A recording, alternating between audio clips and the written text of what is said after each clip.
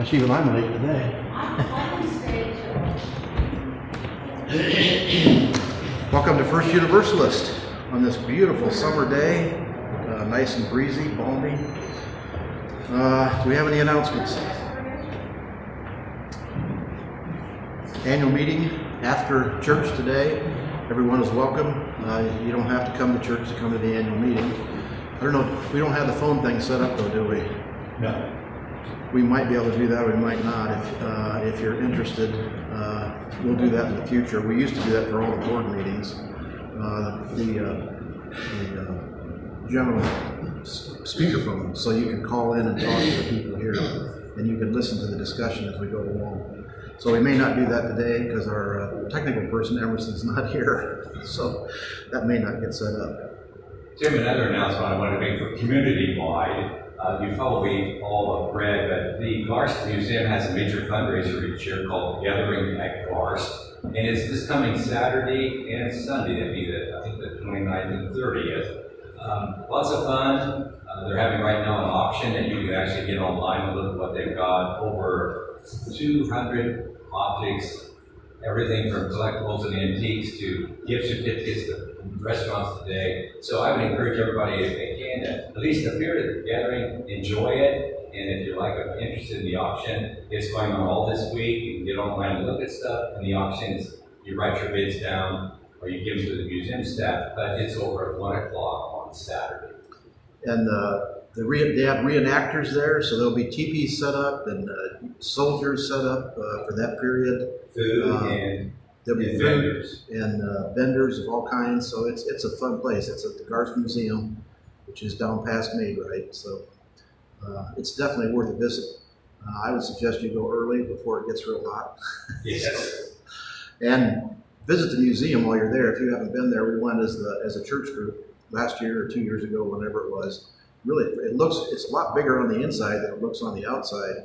And they've got some pretty amazing stuff there. Greenville has a pretty incredible history. There is a new one too, if you go inside, and you don't have to pay admission if you go to this one exhibit inside, but you actually, for a fundraiser, you can actually hold and be posed and pictured if you like with any of its actual blood. So yes. That's something new this year. That was on the Facebook post that you can hold Annie Oakley's gun, which would be kind of an interesting experience. I'm not sure what they're charging for that. So the next announcement, next Sunday, we're going to do our movie night or movie afternoon. So after the service, it'll be immediately after the service. We've got an air fryer, we've got snacks and drinks. And we're going to show Tomorrowland, the movie. And Derek was nice enough, he invited the people from El Dorado, which we're always welcome to have them here. But he found a little blurb, which I thought was really interesting. Bound by a shared destiny, a teen bursting with scientific curiosity and a former boy genius inventor embark on a mission to unearth the secrets of a place somewhere in time and space that exists in their collective memory. That's a pretty good synopsis of what the story is. It's a science fiction story about the world in terrible shape, kind of reminiscent of what it is today, which is why we're going to look at this movie and see what we can gather from it. But as a science fiction movie, it has a happy ending, which we will never be able to achieve. We're going to have to work a lot harder for our happy ending if we get one. But it's still a fun movie, and I think you'll enjoy it if you want to come and stay. All right, any other announcements? All right, prelude, please.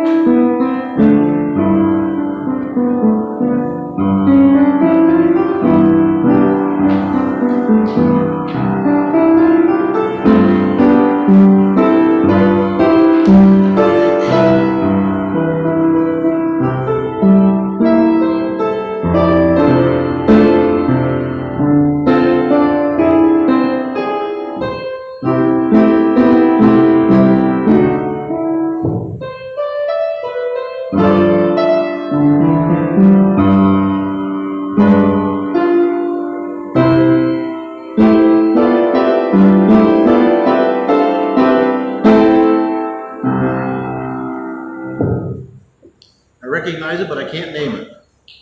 If ever I would leave. There you From What is it? Camelot. What is it? From Camelot, if ever I would leave. If ever I would leave. I like that. All right, our welcome is 421 in your hymnal. Oh, sing a new song to the eternal. Shout praise, all earth, break into music and song. Praise the eternal with lyre and song. Let the sea and all within it thunder praise. The world and its inhabitants, let rivers clap their hands, let mountains sing in chorus. Oh, sing a new song to the eternal. Psalm 98. All right. Derek is with us, and Derek is speaking on geology, which, as you probably know, Derek has a history with geology. So we're going to have some geology pictures to go along with that. Chalice lighting is for the work of the congregation by Eric Walker Lindstrom. As we approach our agenda, let us remember that we are doing the work of the congregation. When we do the work of this congregation, we touch lives. When we touch lives, we change the world. May this chalice flame we now kindle remind us throughout our meeting of our ministry and our mission. Opening hymn is number 8.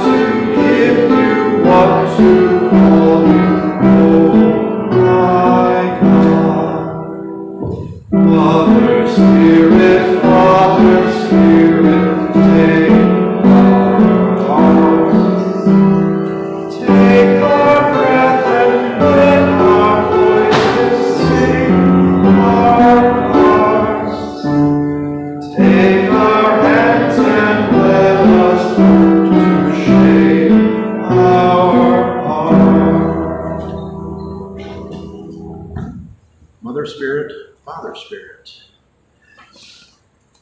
Our affirmation is a prayer of dedication for a meeting house by Eileen B. Carpels. You'll also notice a theme of meeting today. Out of wood and stone, out of dream and sacrifice, the people build a home. Out of the work of their hands and hearts and minds, the people fashion a symbol and a reality. May this house be truly a place of meeting in warmth and joy and openness, meeting in courage and love and trust. May all who enter here trust one another so surely that they may share the deep fires that burst into anger as much as the sweet spring waters that swell into laughter. The slow erosion of wounded tears as much as the soaring song. May these walls know silence as 100 hearts search inward. each for its own small spark of hope that might otherwise be snuffed out in the noise. May these rafters hear the voice of the child as surely as that of the orator, and the sound of the lute, and the clack of the typewriter, and the swish of the broom, and know that all are as holy as the shout of a million stars. May the rain fall lightly on this house, and the sun shine warmly, and the winds blow softly, and bless it as a place of joy and peace. All right, joys and concerns. I have a personal concern. One of the guys that I work with is a mechanic, retired because of an injury. He never showed up at all last week, and he's pretty good about calling when he's coming or calling when he's not coming. So I was kind of worried about him, and I called his phone and got no answer, just a voicemail. I don't know what the house that he lives in is over in Gettysburg. I don't know his family, and I don't know any of their names and any of their phone numbers. So it's just kind of one of those things. And also, when you work with the kind of people that I do, it's been known that they just up and leave. He's got family in Kentucky, and he may have just gone to Kentucky for the week to visit family. He showed up yesterday looking pretty gaunt and haggard, and I said, "Where have you been?" He said, "I've been in the hospital all week." He had a severe case of atrial fibrillation, was weak, could barely stand up. He checked himself into Wayne Hospital. They sent him immediately to Miami Valley and kept him for observation. He had fluid on the heart and atrial fibrillation, so he's now on Coreg, which is a heart medication, and Lasix, which gets the fluid off of your body. So he's feeling better and he's out. But he also is carrying around a little battery pack. And I recognized that from my time at the hospital. I said, "Oh, they've got you on a portable defibrillator?" He's wearing a band around his chest with 3 battery points in that chest band. And if those sensors detect atrial fibrillation, or if his heart actually stops beating, just like the paddles you see on emergency shows, that portable defibrillator will shock the heck out of him and try to bring him back. So, interesting time for him. He's going to be back to work next week, he says. So we'll see what light duty brings him. So that is a candle for Rob. Yes. Joy. My husband has been away in Baltimore, Maryland all week for a church conference, and his flight came back to Indianapolis at 9 a.m. this morning. So he's on time. The Eagle has landed, and he is back in the Midwest safe and sound. Philadelphia is not exactly way east, but it's pretty east. Baltimore, yes. Maryland. Oh, Baltimore, okay. Yeah, and you've been seeing the news. People have been having terrible times on flights, just delays and delays, and not just delay of 2 hours or 3 hours. People are getting delayed like 2 or 3 days when they interview, at least the ones they interview on the news. They delayed my flight and said, "Well, I have another flight out in 2 days." What am I supposed to do for 2 days in Philadelphia or wherever this guy was? Well, in his text there, he said that there was a moment of worry this morning because the complete flight crew did not show. Oh, jeez. So the airline had to go scrambling around for people to fill out the crew. God was with him then. I've been told it happens, like if you have somebody who was crewing another plane that didn't get in, then they're not available in that next city to turn around and take their next shift. And that causes problems. Yeah, and that's where people are getting into trouble with delays, because the crews time out. I mean, they're sitting there on the tarmac waiting to go, and all of a sudden they time out, so they're back to the gate, and that entire crew leaves the plane. And if there's not another crew, that's why you're stuck there for 2 days. People will complain, but I would rather have a well-rested pilot Yes. than a tired one. And you don't want to fly in bad weather or with the parts falling off your plane. So, all right. Anything else? Yes.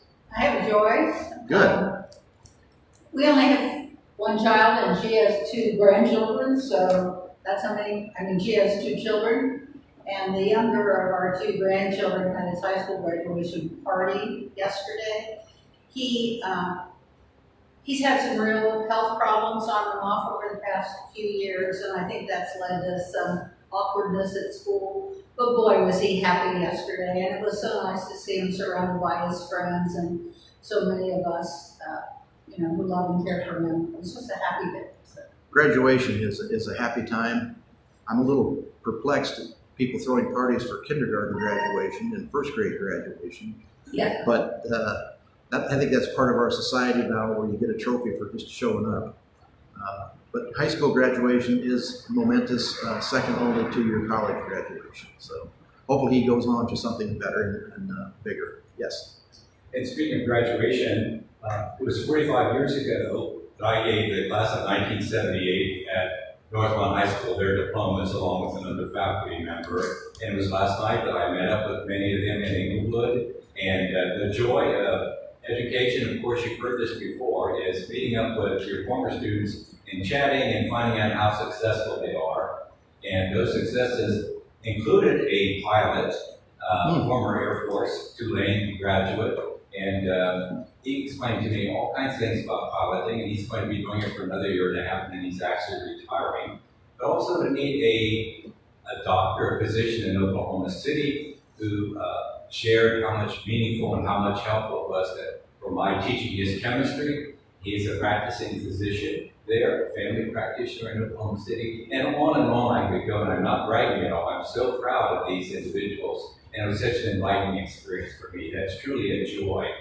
And the other joy is I returned from my first trip to the Pacific Northwest of Canada and United States, actually. And I was in Seattle and Vancouver Island.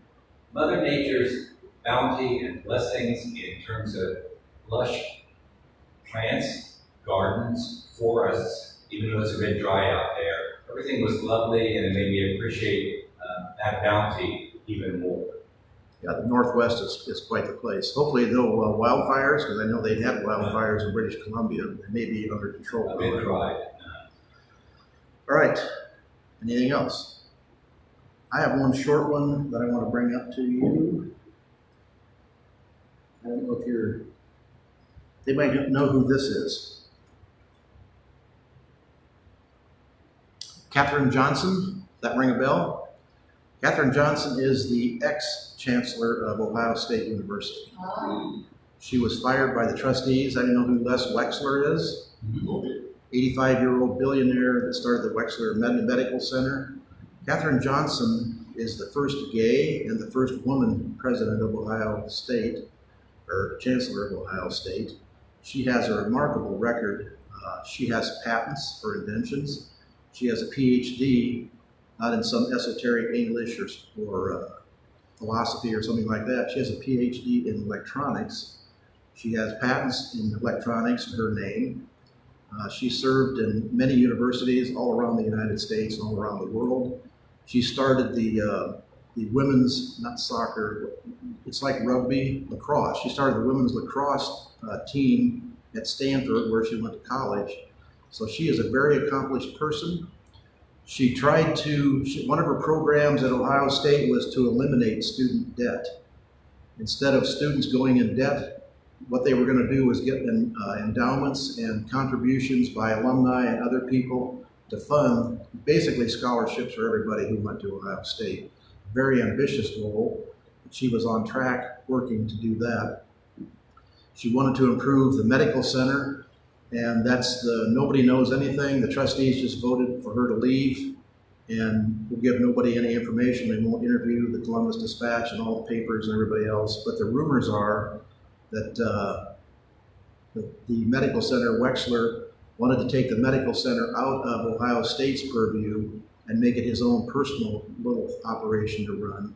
And she was adamantly against that. Ohio State and the medical center at Ohio State is part and parcel part of the university.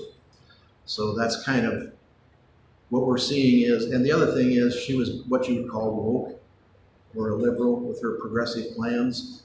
And the thought is that possibly that type of thing wasn't welcome in the state capital of Ohio, where a conservative legislature basically runs the state. So that's kind of my little suspicion of what happened to Katherine Johnson. All right, and I'm sure she will land on her feet and be better off wherever she goes. Whether Ohio State is going to be better off is another question. Anything else?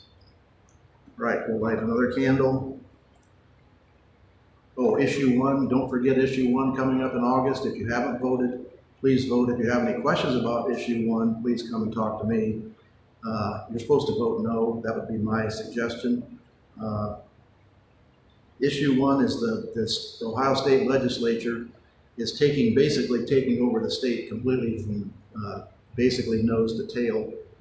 Without the ability to pass a new constitutional amendment to the Ohio Constitution, there will be no control. Gerrymandering has set up the state to be in permanent conservative control, and the only option the people have is to put in a constitutional amendment by 50+1%.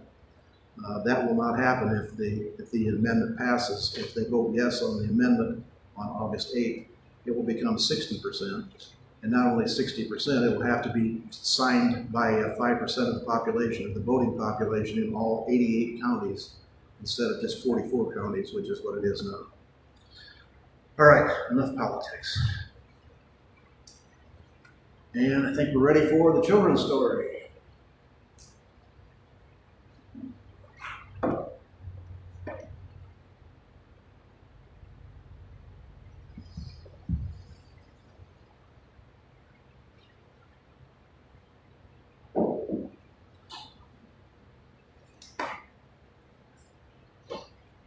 Unfortunately, Hutton's theory wasn't made popular until after his death.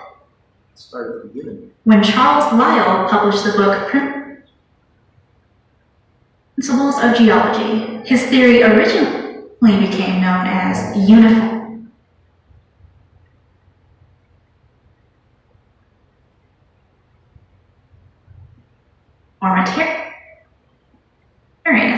an alternative to the Bible's theory of catastrophism, Well, where the earth was formed by catastrophes like the flood. It followed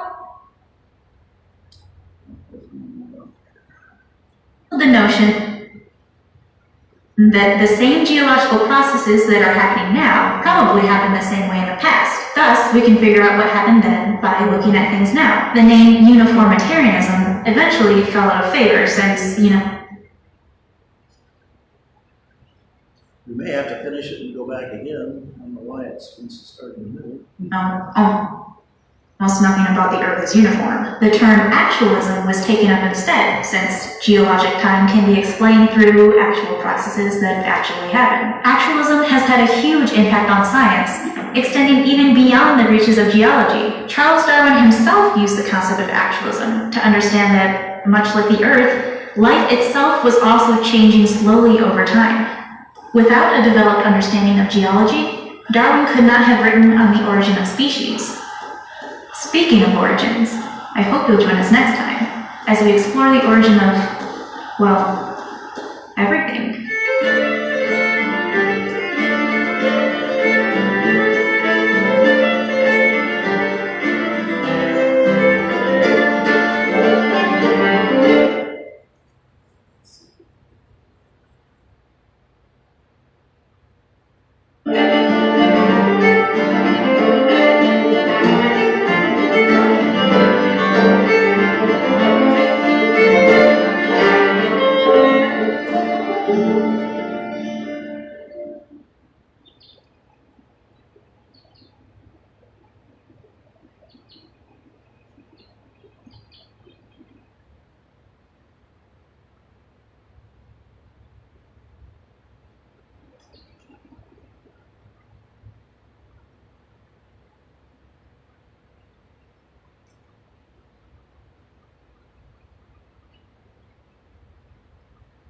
Unfortunately, Hutton's theory wasn't made popular until after his death, when Charles Lyell published the book Principles. Worked at home, but it's not going to work here. So You are caught in a loop. Yes, caught in the loop. And I'm not sure why it's doing that. I'll have to look into that. Is there, and I may play it for you again, or maybe if I can get it, I'll play it for you later. It is a really good intro to geology and the impact that geology has on the rest of the world. As she mentioned toward the end there, Charles Darwin, a lot of the things are connected to geology.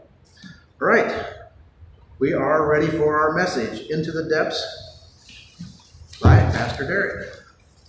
And this is a picture of an open pit mine. And what are they mining for? Rare earth metals. We can talk about that sometime. China now controls 80% of the rare earth metals. What do they use rare earth metals for? Batteries for electric vehicles and phones and the parts for phones. So that is going to be the next coming collision point.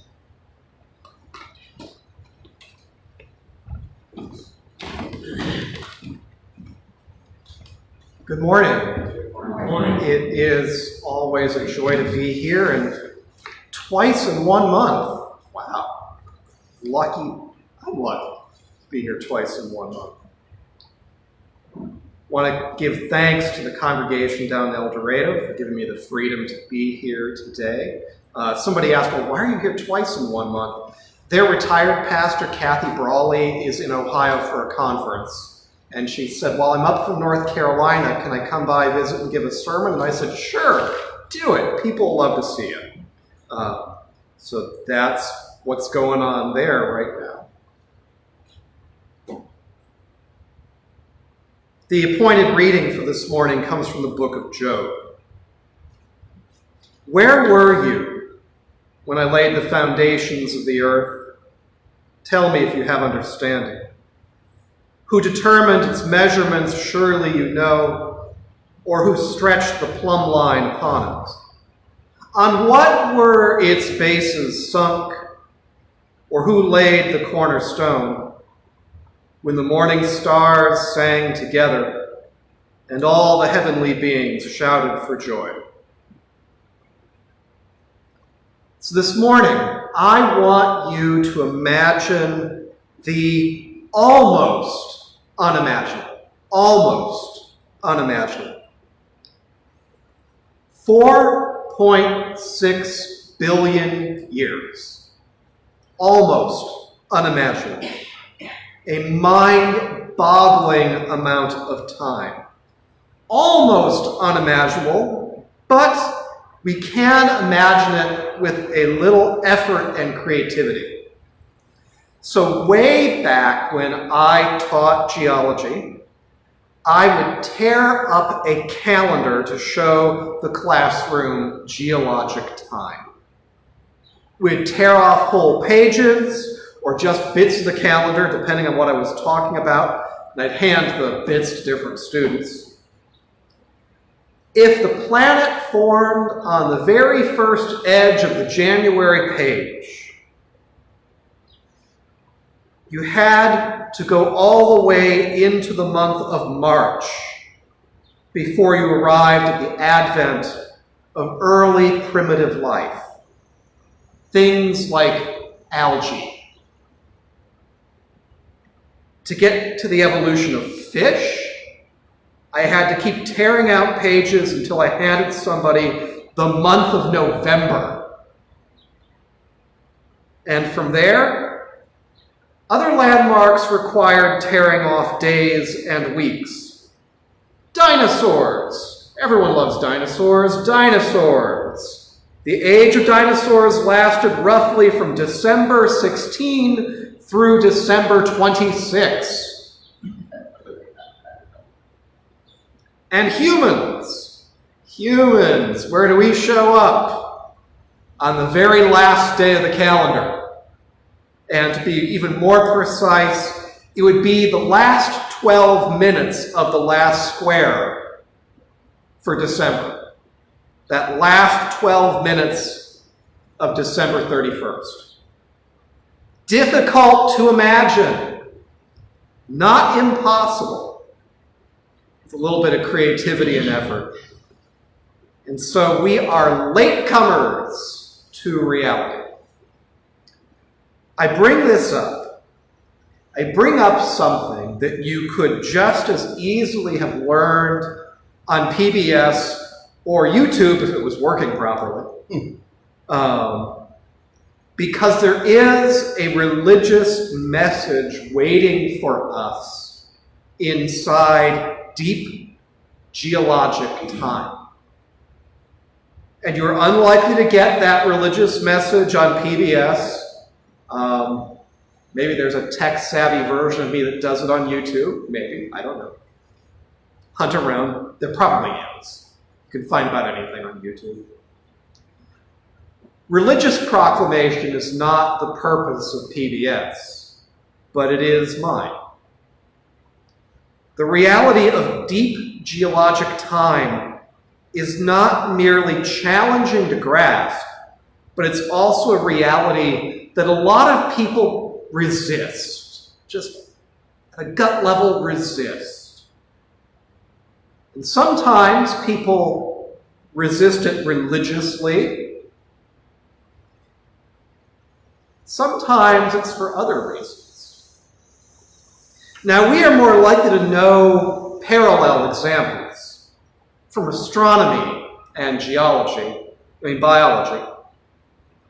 In the 1500s, Copernicus made observations that the sun and planets are not circling the Earth. No. The Earth and the planets are circling the sun. And this made a good number of people very uncomfortable. A literal reading of the Bible clearly poses that the sun moves through our sky.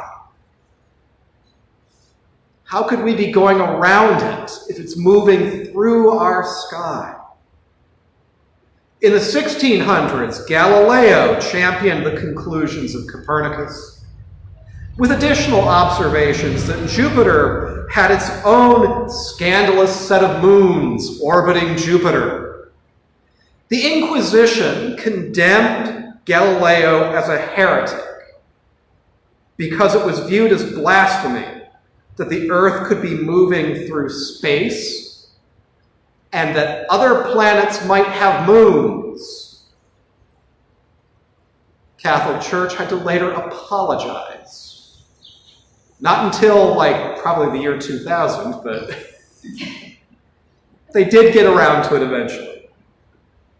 In the 1800s, Charles Darwin published On the Origin of Species, which demonstrated that today's living things are evolved from other living things, and that no matter why humans came to be, we were created from earlier life forms. But a literal reading of the Bible doesn't say that at all. And so many have condemned Darwin and continue to condemn him to this day. Now, we tend to blame all this resistance to scientific truth and the realities of the natural world. We tend to blame this on biblical literalism, which is a big part of the problem. And there's something else going on as well.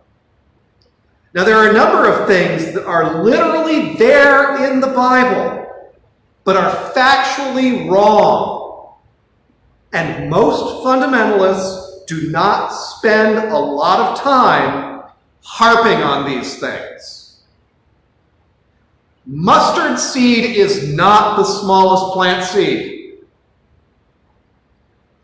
But Scripture is very plain. It says it is the smallest, but I don't hear fundamentalists trying to fight that one.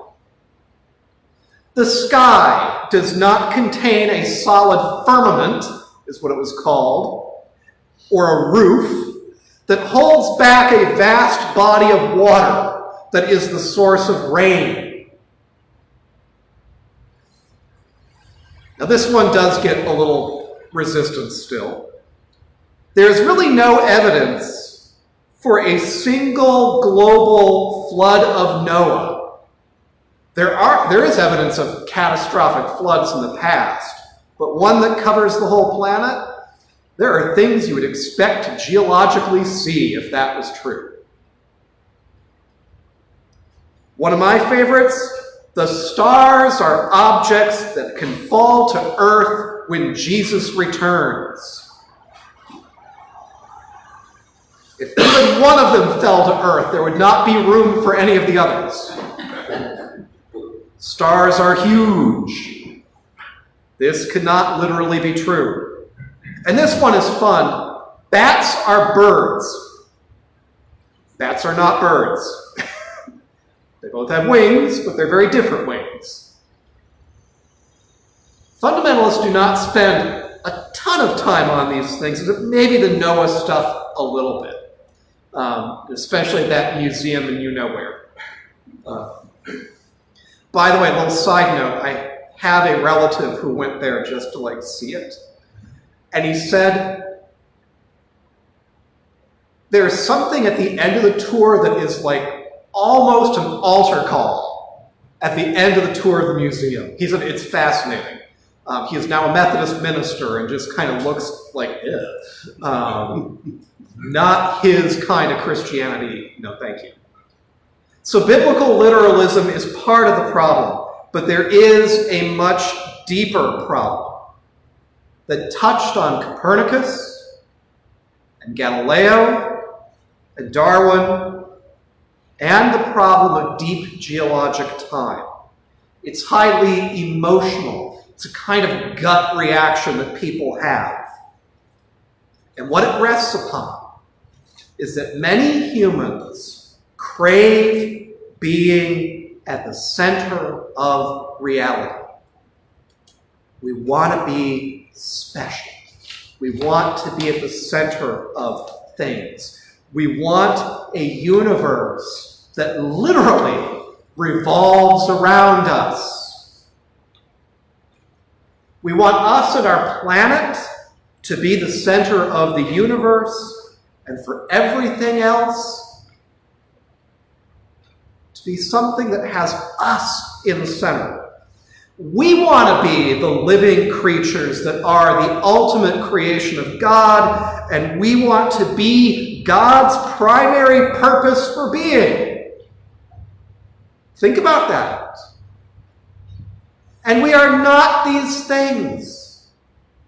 Now, we are on an amazing planet, and we have found nothing like it anywhere else. But it is a huge universe. And it just doesn't revolve around us. We are amazing biological creatures.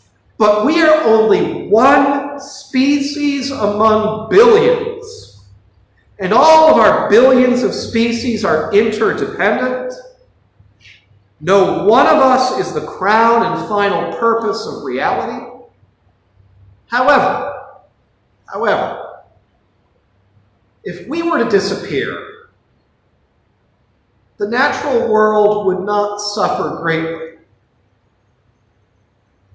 But if the phytoplankton in the ocean all disappeared, we wouldn't have enough oxygen to breathe. Not us, not any other mammals, reptiles, amphibians. There would not be enough oxygen to go around. No one of us is the crown and final purpose of reality, but we certainly are not. And so we return to geology. I bring you back there in deep geologic time. And the humbling realization that the earth and life have existed a long time without us, and could exist a long time in the future without us. And we are not as indispensable as we think. I call it a humbling realization. And this is a key to the religious revelation that geologic time presents us. It is humility. A virtue that has been lifted up before human consciousness by faith after faith through human history. Zoroastrianism, Judaism, Christianity, Islam, Hinduism, Buddhism, Confucianism, Taoism, just to name a few of the major players at work on human souls, they all lift up the virtue of humility. And humility is what we need right now. Catastrophic flooding in Vermont, 90-degree ocean temperatures around Florida, killing large amounts of sea life, who've done nothing except live where they live. They are being killed in 90-degree water. Withering heat waves in Arizona that press the limits of what humans can survive. Cataclysmic forest fires in Canada. Lethal heat waves in Greece, Italy, India, China.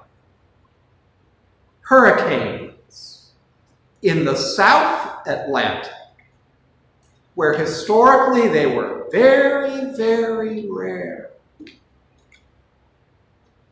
We need humility. And that is a lesson I ask you to take home today. Because humility, it can also be empowering.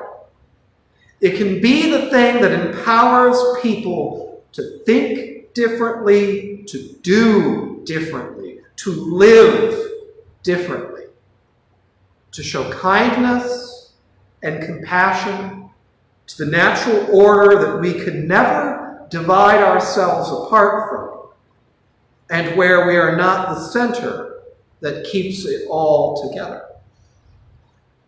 And so I close with a prayer from the Baha'i faith. By the sea of grace in which all things are immersed, by the clouds of bounty that rain down upon the just and the unjust, by the splendor of mercy that existed before the world was, help us, your servants, to be faithful, and assist us to serve others more than we ourselves are served. Amen.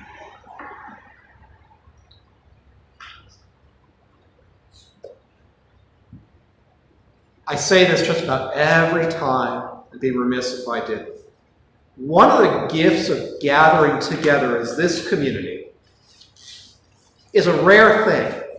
There are very few churches that do this, not unique to here. But the message does not belong entirely to the preacher. It also belongs to the congregation. Because in the work of dialogue and shared questions, wondering, there is sacred wisdom, more light and truth that can break out this morning. And it just might start with you. Things on your heart and mind, things you're wondering about, or even questions you have for me. I might know the answer or I might not. If I don't, sometimes that's a good option for a future sermon. Eric? Yes. Have you ever seen the movie Forrest Gump? Yes. His mother says, stupid is as stupid does. And I've had people say that they didn't understand what she was saying. And just about Forrest himself, he was mentally handicapped, but he was happy. And some of his contemporary people his age that were supposedly smart, they weren't happy. And so his life was a success, even though he was handicapped.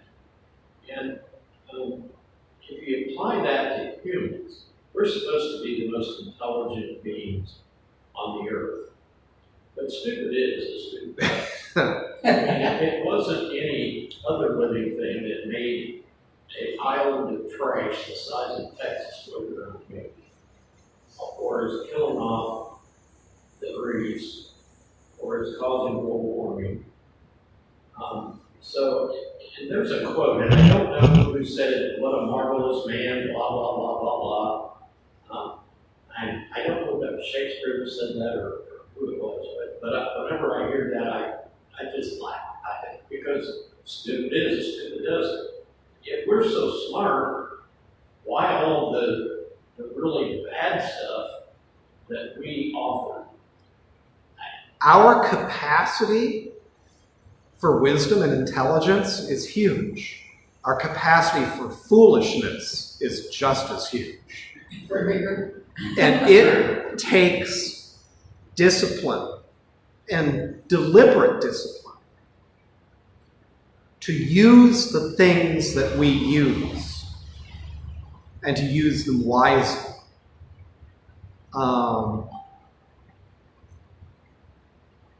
And I'm going to be really curious.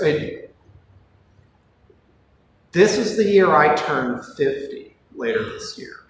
Sorry, for those of you who have known me a long time. And so in this next part of my life, will I see us as a human family make good, deliberate choices, wise choices? Or will we be foolish and make short-sighted choices? I hope that it's the wise ones. That's why I'm advocating in places like this, and my words are going out wherever they happen to be going. I'm hopeful, but I don't get to control it. And there is, the fun thing about Forrest Gump was he actually was quite wise. True. Even with his disability. True. And other people who had no such disability made foolish choices. True. It's a little bit of a parable for all of us. Martin. This subject is something that I think about a lot, and thank you for bringing it to us today. But back when the emerald ash borer was hitting Ohio and destroying all these trees and stuff like that, I had a conversation with somebody, and it had to do with, why would there be a creature on the earth that, in order for it to live, it destroys what it needs to live? In other words, this creature eats up all the trees that it needs to feed itself, so it's inevitable that it's going to be extinct because, you know what I'm saying? Like, Oh, yeah. And to me, I think humanity is the most invasive species ever. We are. We're amazingly invasive. There isn't a... Yeah, the short period of time on like that calendar thing, just in the last, 500 years, 200 years, how much destruction. We can set up shop on just about any landmass. Any landmass. Yeah. The interesting with the emerald ash borer is, in its historically evolved location, Asia, it exists in balance with other organisms. It is both a thing that feeds on trees, and there are things in Asia that eat the emerald ash borers, things that are not here. It's when these organisms are outside of the place where they evolved, when they're taken to a new exotic location, that things can go horribly wrong, like mice in Australia.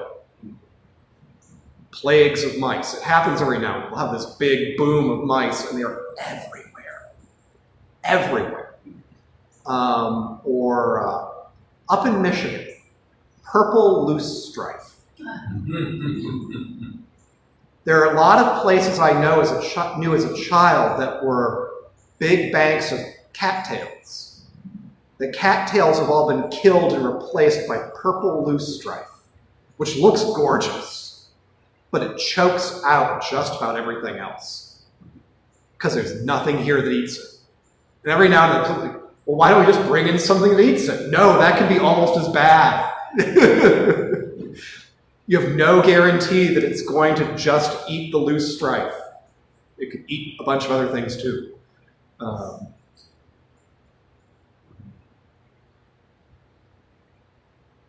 That brings up the question then in terms of geologic time and food chains and what have you, if you really think about it. If there's been so much time passing for organisms particularly, but also non-living things to sort of evolve, I use that loosely, through time, then why haven't some of those organisms basically evolved where they can have their cake and eat it too? And perhaps it's because they lack humility. Well, other life forms are what I call pre-moral. They don't think about the ethics of their actions because that's not part of what they're wired to do. Because of our evolved intelligence, I'm going to use the should word, we should be able to do that. We should. So what are the factors that are constraining our using what we've already learned in these brief lives of ours to put it to better use rather than to more harmful use? What are the factors? I know there's 101 different ones, but I think about that a lot. And back to stupid, stupid is just on a relative scale, just like time is. Okay, if you want to use it in that term. We're all, no matter how hard we try, a little bit stupid. And then how do you define? What's the operational definition of stupid, right? But why are we unable to learn from our mistakes, use our tremendous capacity for intelligence to think out of the box, and to see problems and squarely confront them so that we may extend our civilization well beyond what some people are projecting right now? I will, so as an example of something that did work, but it took discipline and cooperation. Remember the ozone hole? As a global civilization, we agreed to cut out those CFC chemicals. Phase them out, never manufacture them again. And because we did that, the ozone hole has been shrinking back down. By now we should have all been dealing with severe solar radiation stuff if it had just been continuing the way it was. It is possible. It is possible for us as a human civilization.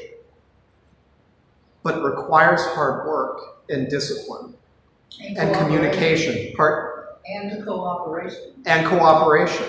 And humility. And humility. And right now, our global civilization is short on those things. So, one more. Something else that it requires are some really heavy, intense oral decisions. Because I think of medicine that we find a cure for everything. I mean, pandemics don't just happen because somebody flipped a dice. If there's too many people, Mother Nature says we got to get rid of some of you, and we've reached a point where we cure everything, and we keep expanding our population. And how can you make a decision that I'm going to let these people die because we got to get rid of some of the people on the earth, so all these sick people, you can just go ahead and die?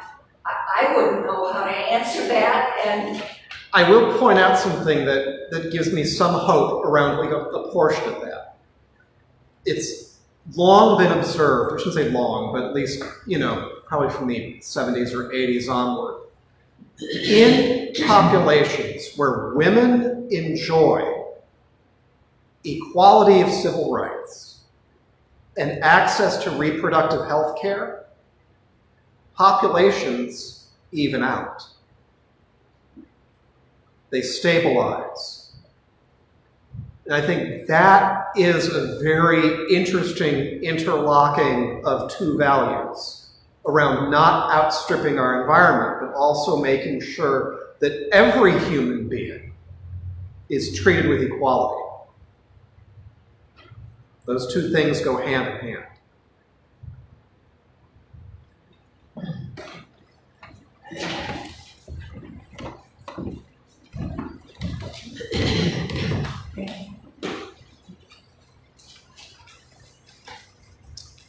I don't know how many of you have seen the news on the lawsuit taking place in Texas, where the OBGYN and a couple other people are suing the Texas Justice Department for their abortion laws that they've passed. There are people dying intentionally. Women are dying because they're not able to abort a fetus, which is killing the mother, actually. And they say, well, you can go to another state. Some of these ladies do not have the wherewithal to do that. So there have been deaths in Texas, so there will be deaths in other states. That is one of the more frightening things that's taking place, that people are willing to kill other people or let other people die for their personal beliefs. They're willing to force their beliefs on other people, no matter what the consequence. Okay, our offering. As is usual, if you have something extra, contribute to the life of this church and our ability to share with others. And if you need something, feel free to take something out.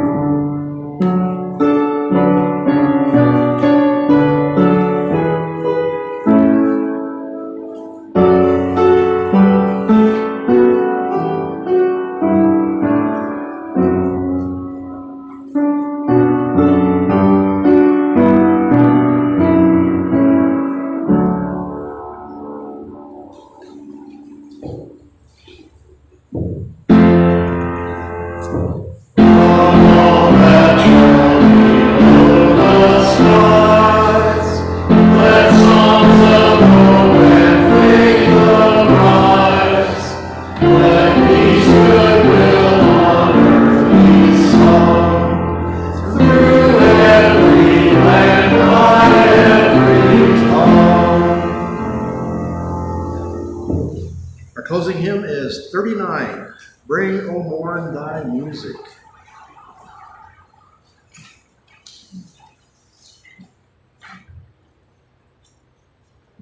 Bring,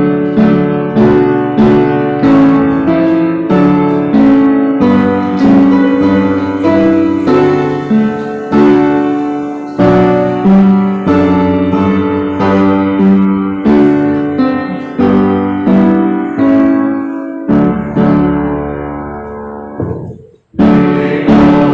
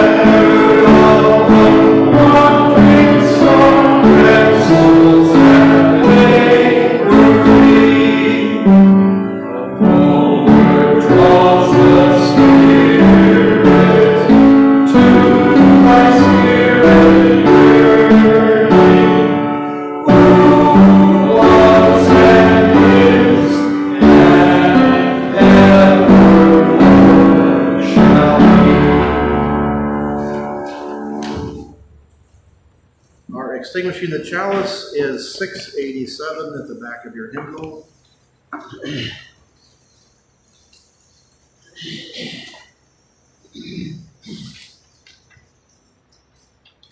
Go your ways, knowing not the answers to all things, yet seeking always the answer to one more thing than you know. John Brigham. Right. Postlude.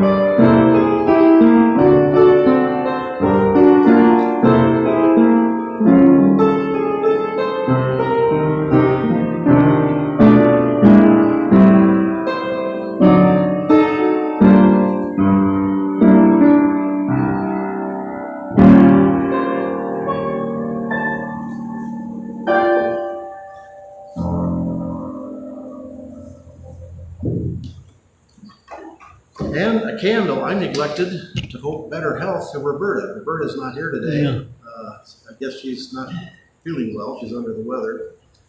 As we've joked before, her birthday was last Monday, so maybe she over-celebrated. Her kids were here last Sunday, both of them, and that was a real pleasure to have them here. So, all right, let's see if this will play. It didn't last week. I'm having trouble with these. Between the years. This is a lady who gave up her job and decided to travel the West with her horse, and she did a montage of the places she's visited, and it's going to give me a difficulty like the other one. She's been to the Grand Canyon, she's been to Glacier, she's been to Montana, she's been to North Dakota. She had a really tremendous experience and has some tremendous pictures. There are donuts, there's coffee, there's ice cubes in the little tray. Yeah, you don't have to stay for this. We're having our annual meeting now, right after church. There's ice cubes in a little red cooler, and there's lemonade, and I think there's apple juice, so you don't have to have hot drinks, you can have cold drinks. And there are cookies back there too. Did she ride around, just take her horse in a trailer? She had a horse in a horse trailer, and she camped at all these places, and then rode on the bridle trails, which I think that would just be an amazing thing to do.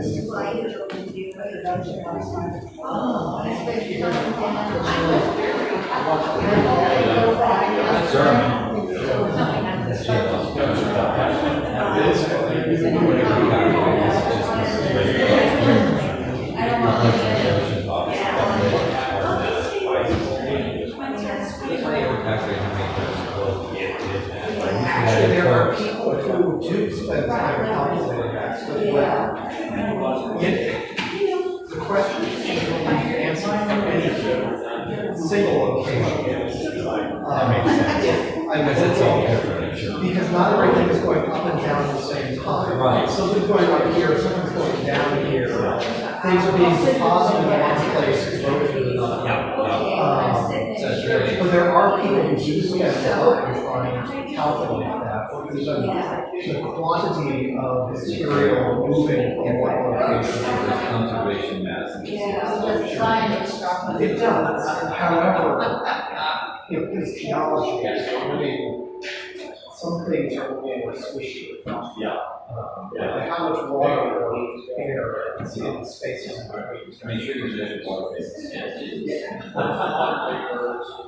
Derek, I have a question. Yes. When we were in Abilene, I don't know, about 10 years ago, I over the days of and since then,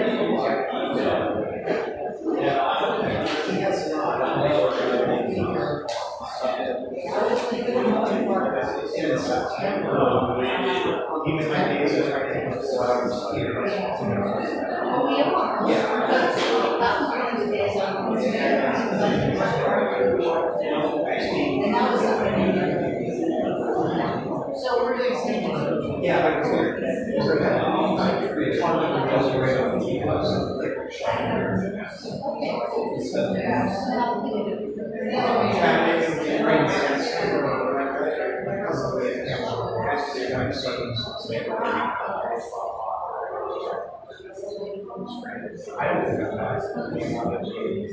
other than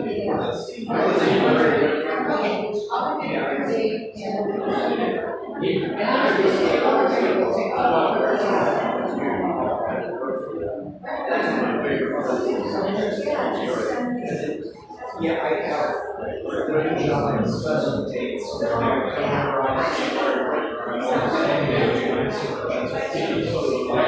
Unfortunately, Hutton's theory wasn't made popular until after.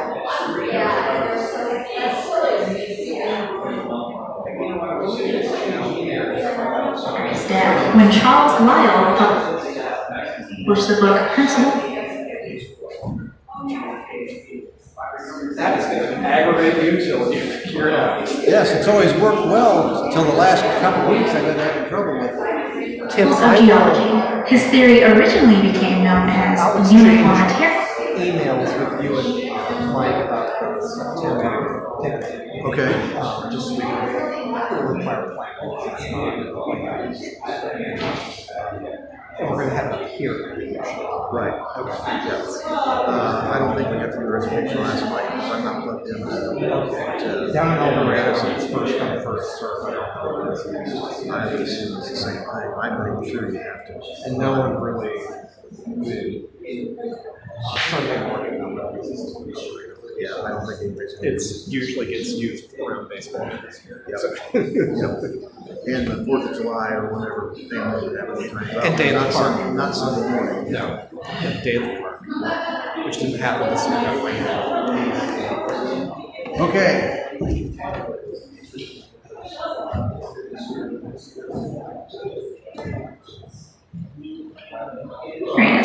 An alternative to the Bible's theory of catastrophism, where the earth was formed by catastrophes like the flood. It followed the notion that the same geological processes that are happening now probably happened the same way in the past. Thus, we can figure out what happened then by looking at things now. The name uniformitarianism eventually fell out of favor since, almost nothing is new.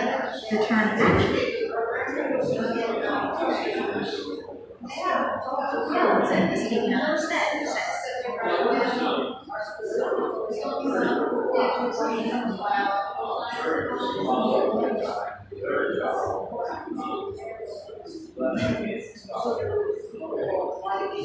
Geologic time can be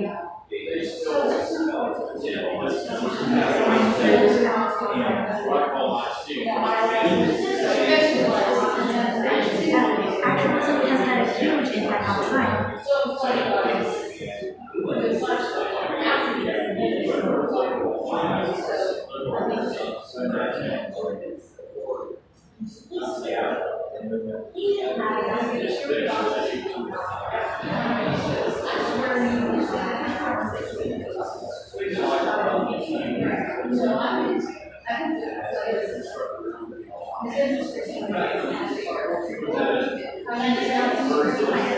Extending even beyond the reaches of geology.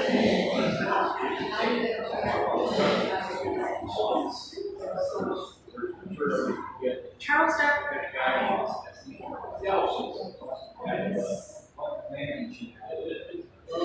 himself used the concept of actualism to understand that, much like the Earth, life itself was also changing slowly over time. Without the development Today is geology. Darwin.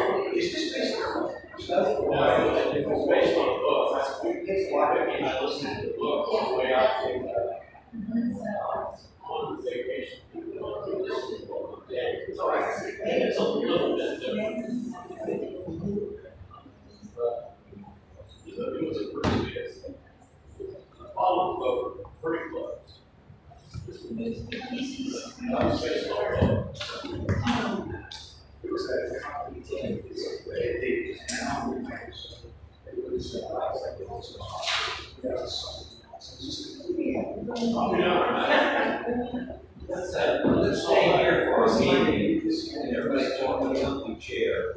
We'll go through this. If you get the agenda in the last minutes, I'll do that.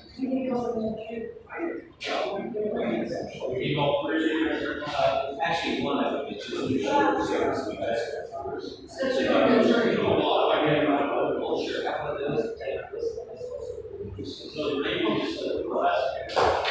yes. I have a place to put on these, right? We're tiny,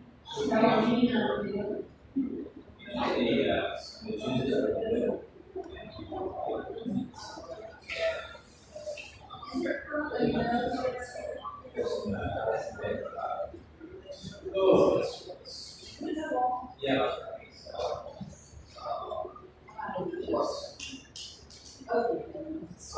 Okay.